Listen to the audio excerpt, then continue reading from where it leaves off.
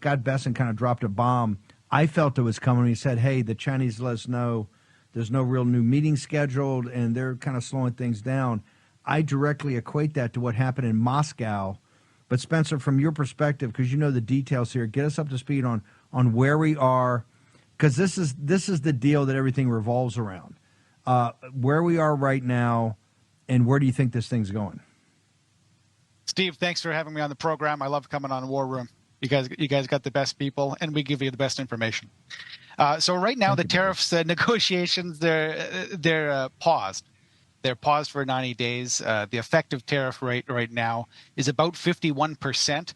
That includes your 20% fentanyl rate, the 10% base rate on top of that. And then, of course, there's tariffs on aluminum, on steel, on automobile parts. There's de minimis tariffs, which are higher as well. So your effective tariff rate right now is about 50%.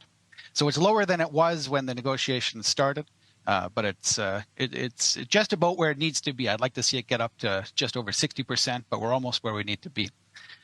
The reality is here, from my perspective, China joined the World Trade Organization in 2001. And in doing so, they made a ton of commitments that they would play fair, that they wouldn't steal intellectual property, that they would allow access to American companies and to Chinese markets. And they didn't do any of that. They've scrapped and nixed and weaseled out of every agreement that they've ever signed in relation to trade, because the point of trade for China has nothing to do with fair business. They don't care about American industry. They don't care about the American people. They only care about enriching the Communist Party. And part and parcel of that is their trade policy. You have to understand that China's entire economic system is geared towards ripping off America. What they've done is there's two prongs to it.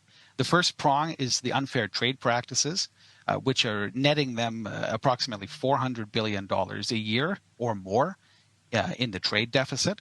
And then the second part of that is the intellectual property theft. China is responsible for about 80% of all global intellectual property theft. It costs America anywhere between 225 and 600 billion every single year. Every single year.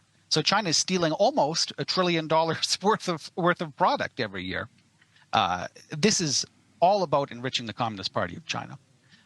And President Trump is the first president to fight back against this in over 50 years.